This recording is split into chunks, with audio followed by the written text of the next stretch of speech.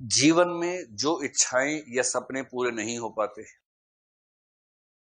देखिए, किसी के भी जीवन में सारी इच्छाएं पूरी नहीं होती हैं। कोई ऐसा माई का लाल है नहीं।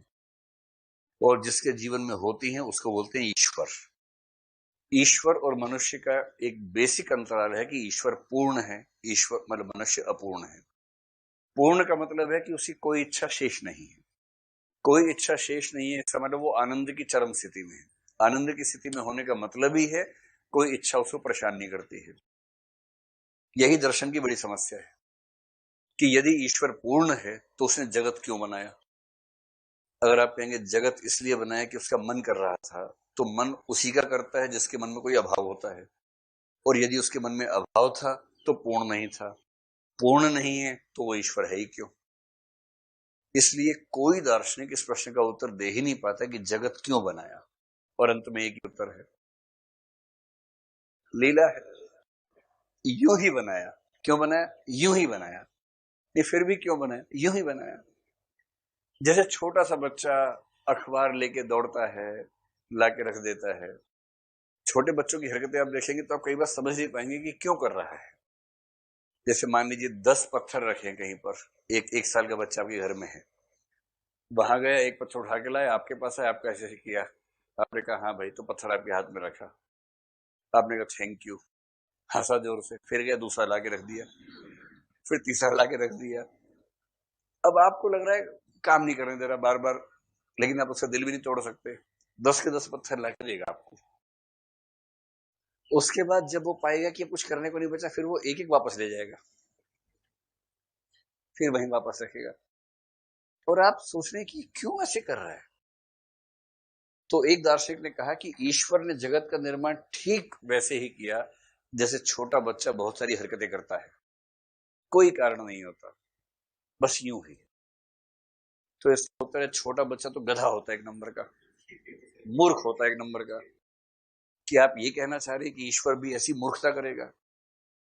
पूर्ण ईश्वर है, कह रहे हो कि मूर्खतापूर्ण बच्चे की तरह हरकतें करता है? थोड़ा सोच समझ के बोलना चाहिए भाई। फिर अंत में वही है, लीला है। ऐसे ईसाई मुसलमान फंस जाते हैं कि ईश्वर ने जगत किस चीज से बनाया।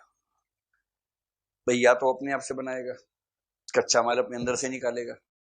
अगर अपने आप से बनाया तो जगत भी ईश्वर है, वही तो कच्चा माल है।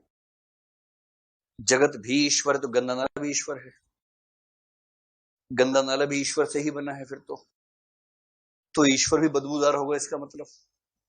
नहीं, ऐसे नहीं।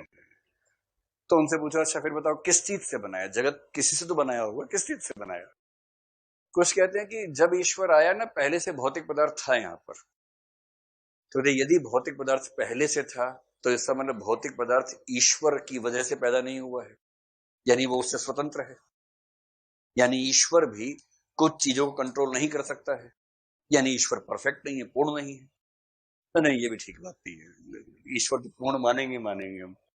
अंत में ईसाई लोगों ने ऐसा रास्ता सोचा है, इतना मतलब इनको लोटपोट जैसी कोई मैगजीन लिखनी चाहिए थी। ये लोग फिलोसफी में आई गलती से, जैसे रामानुज भारत में है।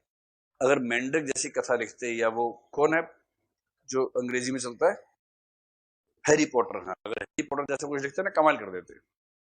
तो ईसाई दार्शनिक बोलते हैं ईश्वर ने जगत को कुछ नहीं से बनाया। लोग किससे बनाया? बोले कुछ नहीं से बनाया।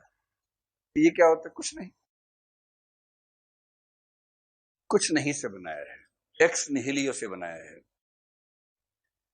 और इसलिए अगर आप फाइकुन फाइकुन वाला गाना सुनेंगे, जब कहीं कुछ नहीं भी नहीं था, कुछ नहीं था नहीं, उसको गौर से सुनिए, जब कहीं कुछ नहीं भी नहीं था, वही था। मतलब जिस कुछ नहीं से बनाया ना, जब वो कुछ नहीं भी नहीं था, तब कौन था?